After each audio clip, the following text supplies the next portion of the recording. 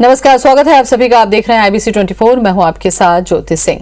छत्तीसगढ़ के मुख्यमंत्री भूपेश बघेल ने आज खाद्य और संस्कृति विभाग की समीक्षा बैठक की। बैठक में खाद्य मंत्री अमरजीत भगत, सहकारिता मंत्री प्रेमसाय सिंह टेकाम समेत विभागीय अधिकारी शामिल रहे।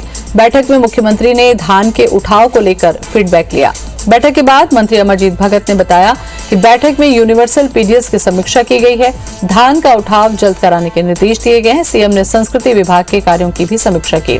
इस दौरान मुख्यमंत्री ने छत्तीसगढ़ की समृद्ध लोक संस्कृति को सहेजने, डिजिटल लाइब्रेरी तैयार करने और ज्यादा से ज्यादा लोक कलाकारों के दलों को विभागीय योजनाओं के माध्यम से प्रोत्साहन दिए जाने का निर्देश भी दिया। इसके अलावा मानस मंडली प्रोत्साहन योजना में ग्राम पंचायत से राज्य स्तर तक प्रतियोगिताएं आयोजित करने को कहा गया। धान लगभग जो 20,79,000 मीट्रिक टन अतिरिक्त रह गया, उसका निराकरण के लिए हमने 10 लाख मीट्रिक टन का ऑक्शन किया और 10 लाख मीट्रिक टन को हमने नागरिक आपूर्ति निगम के लिए अतिरिक्त आवंटन जारी किया। इस प्रकार से इसका निराकरण का काम चल रहा है, जिसकी समीक्षा माननीय मुख्यमंत्री जी ने लिया। महंगाई के विरोध में कांग्रेस ने आज से पूरे देश में प्रदर्शन और आंदोलन शुरू कर दिया है। प्रदेश के 307 ब्लॉकों में कांग्रेस ने पेट्रोल पंप के सामने प्रदर्शन किया और हस्ताक्षर अभियान चलाया। रायपुर में शहर जिला कांग्रेस कमेटी ने जयस्तंभ चौक स्थित पेट्रोल पंप के सामने में घंटी, थाली, मंजीरा और शंख बजाकर मोदी सरकार को जगाने की कोशिश की और लोगों से हस्ताक्षर भी करवाया गया। अपने इस अभियान के तहत कांग्रेसी 14 जुलाई को साइकिल रैली निकलेगी, वहीं 17 जुलाई को पैदल मार्च निकाला जाएगा। कांग्रेस के प्रदर्शन और आंदोलन को लेकर हुए पूर्व सीएम रमन सिंह ने तंज कसते हुए कहा कि प्रदेश सरकार के पास अपने 2.5 साल के कार्यकाल में बताने के लिए कुछ भी नहीं है, इसलिए वो धरना प्रदर्शन कर रहे हैं। महंगाई अपने चरम पर है। आज 100 के पार 110 रुपए के आसपास पेट्रोल पहुंच रहा है। डीजल, दाल, खाने का तेल, सभी चीज महंगी हो चुकी है, लेकिन मोदी जी को और उनके नेताओं को इससे कोई फर्क नहीं पड़ता। इसका विरोध करने के लिए, महंगाई कम करने के लिए कांग्रेस शहर कांग्रेस कमेटी आज यहाँ आंदोलनरत है। छत्तीसगढ़ की भूपेश सरकार है जो किसान की हितैषी तो बनती है, लेकिन 2.5 साल में किसानों के साथ छल किया गया, रकबा कम किया गया, धान खरीदी के लिए उनको रुलाया गया। और आज ये कह सकता हूं कि पहले वादा कुछ किया था और उस वादे के अनुरूप काम नहीं किया। त्रिपुरा के राज्यपाल रमेश बैस को झारखंड का नया राज्यपाल बनाया गया है। राज्यपाल रमेश बैस ने कहा कि राष्ट्रपति रामनाथ कोविंद उन्हें कॉल करके नई जिम्मेदारी मिलने की जानकारी दी। रमेश बैस ने कहा कि झारखंड में विपक्ष की सरकार के साथ तालमेल बिठाकर वो वहां की जनता के विकास के लिए काम करेंगे। झारखंड का कैसा विकास हो, इसके बारे में हम चिंता करेंगे कि झारखंड पिछड़ा हुआ राज्य है और उसको हम कैसे आगे ले जाएं, कि केंद्र सरकार से भी बात करके योजनाओं को हम ले जाएंगे और राज्य सरकार के साथ मिलकर हम झारखंड का विकास करेंगे। छत्तीसगढ़ विधानसभा परिसर में डॉक्टर श्यामा प्रसाद मुखर्जी की जयंती के मौके पर आयोजित कार्यक्रम में बीजेपी विधायकों का नहीं पहुंचना चर्चा का विषय रहा। कांग्रेस नेताओं ने इस पर कटाक्ष करते हुए कहा कि लगता है कि वो श्यामा प्रसाद मुखर्जी के बलिदान को भूल गए हैं। खाद्य मंत्री अमरजीत भगत ने कहा कि बीजेपी में जो पद में रहता है उसी को याद किया जाता है। बीजेपी के लोगों ने अटल बिहारी वाजपेयी के साथ क्या किया था ये सब जानते हैं। लालकृष्ण आडवाणी का कैसे अपमान कर रहे हैं ये भी किसी से छुपा नहीं है। जिस पर बीजेपी विधायक बृजमोहन अग्रवाल ने कहा कि श्यामा प्रसाद मुखर्जी की जयंती पर पार्टी के राष्ट्रीय महामंत्री शिव प्रकाश का उद्बोधन था। सभी विधायक इसी कार्यक्रम में थे। इसके अलावा और भी बहुत से कार्यक्रम थे।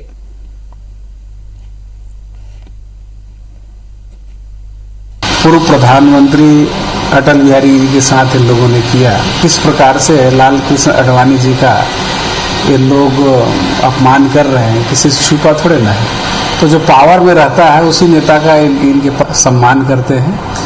पद से चले जाने के बाद इनके यहाँ कोई किसी का ध्यान नहीं देता। अपना राष्ट्रीय स्तर का कार्यक्रम था, तो भारतीय जनता पार्टी अपने स्तर पर इन सब कार्यक्रमों को कर रही थी। अगर उसका समय हमारे हिसाब से तय होता, निश्चित रूप से हम पहुंच।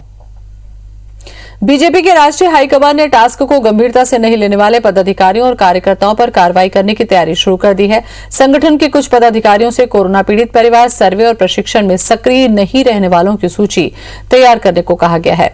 ऐसा माना जा रहा है कि इस सूची के आधार पर प्रशिक्षण और दूसरे कार्यक्रमों में शामिल नहीं होने वाले पदाधिकारियों को कार्यकर्ताओं से स्पष्टीकरण मांगा जाएगा। संतोषजनक जवाब नहीं मिला तो उनके खिलाफ कार्रवाई भी की जा सकती है। इस मुद्दे पर बीजेपी नेता ज्यादा कुछ बोलने से बच रहे हैं। वहीं खाद्य मंत्री अमरजीत भगत ने इस पर चुटकी लेते हुए कहा कि बीजेपी कार्यकर्ताओं का भी अब पार्टी से मोह भंग हो रहा है। अभी तक जो कुछ भी होता था वो प्रत्यक्ष रूप से होता था, अब जो हो रहा है वो अप्रत्यक्ष रूप से हो रहा है। और कोरोना का काल है, इस काल में जितने कार्यकर्ता शामिल हो रहे हैं वो बहुत बड़ी बात है कि भारतीय जनता पार्टी के प्रशिक्षण कार्यक्रमों में बड़ी मात्रा में कार्यकर्ता शामिल हो रहे हैं। कथनी और करनी में अंतर नहीं होना चाहिए। तमाम जरूरत की जो चीज है उसका दाम बढ़ गया और इसके बाद अगर उनके भारतीय जनता पार्टी के साथ ही कोई ट्रेनिंग कैंप लगाया है, इसलिए भारतीय जनता पार्टी के पास ना कोई विजन है, ना कोई दृष्टिकोण है और ना ही लोगों को इंटरेस्ट है। आप डंडा के दम पर जितना खींचना है कीजिए। मिशन 2023 के लिए कांग्रेस के साथ बीजेपी ने भी रणनीति बनानी शुरू कर दी है। बस्तर पर दोनों पार्टियां फोकस कर रही हैं। कांग्रेस जहां पदाधिकारियों की बैठक के साथ आदिवासी नेताओं के साथ मंत्रणा शुरू कर दी है। कांग्रेस के शीर्ष नेताओं ने ऐलान किया है कि हर कार्यकर्ता की बात सुनी जाएगी, जिससे स्थानीय संगठन को और मजबूत बनाया जाए। वहीं बीजेपी नेता भी चुनावी तैयारियों में जुट गए हैं। बीजेपी नेता और कार्यकर्ता अलग अलग मुद्दों पर विरोध प्रदर्शन करके लोगों के बीच अपनी पैठ बना रहे हैं। वहीं बीजेपी के संगठन मंत्री और संभाग प्रभारी शिवरतन शर्मा बस्तर के कार्यकर्ताओं के साथ बैठक करेंगे। आपका जीवन परिचय यहाँ पर कांग्रेस की सरकार है। कांग्रेस की सरकार अपने पूरे वादों पे फेल रही है। कोई भी वादे उन्होंने पूरे नहीं किए हैं। जो कार्यकर्ताओं की अपेक्षाएं उम्मीदों पर हम खरा उतरने का प्रयास करेंगे। हमसे कोई नाराजगी और नाराजगी भी है तो हम परिवार के लोग हैं, परिवार के लोग मिल बांट के उन समस्याओं का हम निराकरण करेंगे।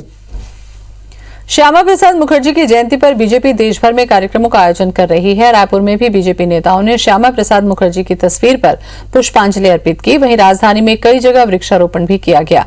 एकात्म परिसर में आयोजित कार्यक्रम में बीजेपी विधायक और पूर्व मंत्री बृजमोहन अग्रवाल, सांसद सुनील सोनी, रायपुर शहर जिला अध्यक्ष श्रीचंद सुंदरानी समेत कई नेता मौजूद रहे। वहीं छत्तीसगढ़ विधानसभा में भी उन्हें याद किया गया। विधानसभा अध्यक्ष डॉक्टर चरणदास महंत आज सुबह विधानसभा पहुंचे। यहां सेंट्रल हॉल में लगे डॉक्टर श्यामा प्रसाद मुखर्जी की तस्वीर पर पुष्प अर्पित कर उन्हें याद किया।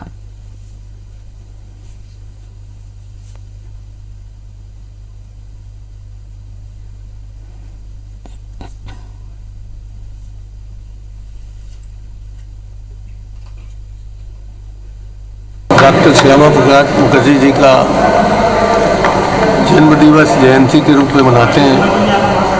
आज पूरा देश उनको नमन करता है। उन्होंने कि एक देश में दो विधान, एक देश में दो प्रधान, एक देश में दो निशान नहीं चलेगा। आज उसको समाप्त करने का काम धारा 370 और 35A को समाप्त करने का काम किसी ने किया है तो मोदी जी ने किया है। सब जो है डॉक्टर श्यामा प्रसाद मुखर्जी की जयंती मना रहे हैं। धारा 370-35 से समाप्त कराने के लिए जो संघर्ष किया, अपना बलिदान दिया, हम सबको गर्व है इस बात का कि उनकी इच्छा और मंशा को अपने प्रधानमंत्री नरेंद्र मोदी जी ने, अमित शाह जी ने पूरा किया। छत्तीसगढ़ में महिला एवं बाल विकास विभाग ने समाज कल्याण बोर्ड को बंद न करने और महिला बाल विकास के बाकी विभागों की तरह ही से संचालित करने का फैसला लिया है। दरअसल केंद्र सरकार के महिला एवं बाल विकास विभाग ने केंद्रीय समाज कल्याण बोर्ड को ही बंद कर दिया। राज्यों को ये बोर्ड संचालित करना है या नहीं, इसका पूरा निर्णय राज्य सरकारों पर छोड़ दिया था। केंद्र सरकारों की ओर से इस बोर्ड के लिए 50% फंड दिया जाता था। अब ये फंड राज्य सरकार को ही वहन करना होगा। यहाँ 12 कर्मचारियों की नियुक्ति भी संविदा पर की गई है। महिला एवं बाल विकास विभाग की मंत्री अनिला भेड़िया ने बताया कि बोर्ड के कर्मचारियों का उपयोग विभागों के कामों में किया जाएगा। बोर्ड के माध्यम से फिलहाल केवल परिवार परामर्श की योजना ही चलाई जा रही है। आगे जो भी करना होगा उसके लिए कैबिनेट में चर्चा होगी।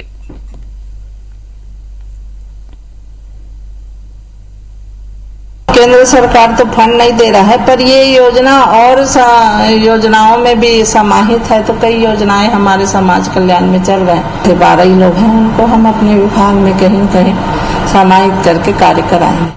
केंद्र सरकार के आदेश के बाद रायपुर एम्स के विशेषज्ञ डॉक्टरों की टीम ने आज बलौदाबाजार पहुंचकर कोरोना के हालात का जायजा लिया। ये टीम कोरोना की संभावित तीसरी लहर को लेकर पहले से ही की गई तैयारियों का जायजा लेने पहुंची। इस दौरान टीम ने बलौदाबाजार के डेडिकेटेड कोविड अस्पताल, जिला चिकित्सालय और पलारी के फीवर क्लिनिक का निरीक्षण किया। जांच के दौरान डेडिकेटेड कोविड अस्पताल के नियोनेटल और पीडियाट्रिक्स के लिए वेंटिस किट की जरूरत बताई गई। इसके अलावा टीम ने कोविड अस्पताल को पीडियाट्रिशियन की सहायता से अपग्रेड करने को कहा है। हालांकि टीम डेडिकेटेड कोविड अस्पताल के आईसीयू से संतुष्ट हुई। टीम ने जिले में कोरोना की सैंपल जांच, contact tracing, surveillance, containment operation, अस्पतालों में बिस्तर की संख्या, बेड की उपलब्धता और टीकाकरण अभियान की भी पड़ताल की। टीम ने कलेक्टर सुनील कुमार जैन से भी मुलाकात की, जिसमें कोरोना से संबंधित तमाम बिंदुओं पर चर्चा की। विशेषज्ञ डॉक्टरों की टीम अपनी रिपोर्ट केंद्र को भेजेंगे। अब ये टीम अगले 2 दिन बस्तर और बीजापुर में निरीक्षण करेगी।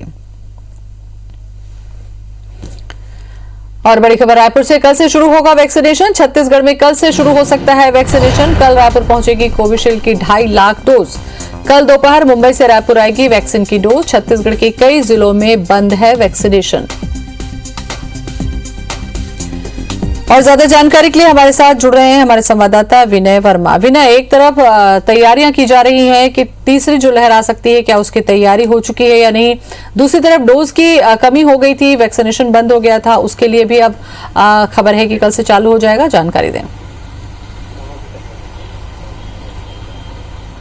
देखिए, सबसे पहली बात में केंद्र सरकार ने 1 जुलाई को एक आदेश जारी किया था। इसमें कहा था कि 6 राज्य जहां पर संक्रमण की स्थिति लगातार बनी हुई है और ऐसे जो राज्य हैं वहां पर टीम को भेजकर मॉनिटरिंग की जाएगी। केंद्र सरकार के आदेश पे रायपुर एम्स के डॉक्टर, दो डॉक्टर हैं क्लिनिकल और एक जो फील्ड के डॉक्टर हैं, वो जाकर के मॉनिटरिंग करें। 3 दिन का ये जो इनका जो समय सारणी है और उसमें पहले दिन वो बलौदाबाजार गए हैं, जहां पर उन्होंने तमाम जो जिला प्रशासन के जो जिला हॉस्पिटल है, न्यूनेटल वार्ड है, डेडिकेटेड कोविड हॉस्पिटल है, इसके साथ साथ में जो फीवर क्लिनिक है वहां पे मुआयना किया। और सबसे जो ज्यादा फोकस ऐसा लग रहा है कि उन्होंने जो आगामी तीसरी लहर के बारे में ज्यादा पड़ताल की है, क्योंकि लगातार जो पीडियाट्रिक वार्ड है उसकी जो उन्होंने उसको अपग्रेड करने के लिए कहा है और पीडियाट्रिक की जो भर्ती करने के लिए कहा है। इसके साथ साथ में टीकाकरण की स्थिति भी देखी है।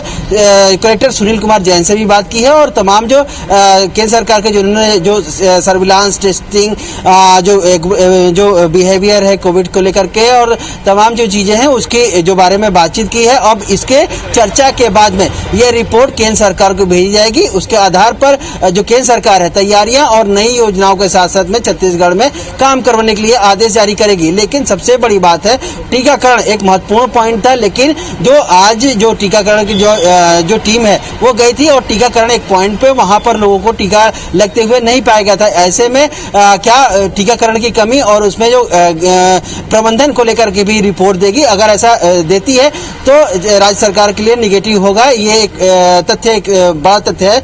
लेकिन हालांकि छत्तीसगढ़ में लगातार वैक्सीनेशन बंद करने के अलावा सरकार के पास कोई दूसरा रास्ता नहीं, क्योंकि लगातार मांग के बाद भी केंद्र सरकार जो वैक्सीन है वो छत्तीसगढ़ में नहीं भेज रही है। ऐसे में लोगों को केंद्र से वापस भेजने, वैक्सीनेशन बंद करने और केंद्र सरकार से लगातार गुहार करने के अलावा राज्य सरकार के पास कोई चारा नहीं है। हालांकि इसकी जो रंगत लाई है और कल जिस तरीके से तैयारियां की जा रही है, क्या आपकी डॉक्टरों से बात हुई है या एम्स से बात हुई है कि तीसरी लहर का जो खतरा है संभावित, उसको लेकर कोई जानकारी, कोई महत्वपूर्ण निर्देश?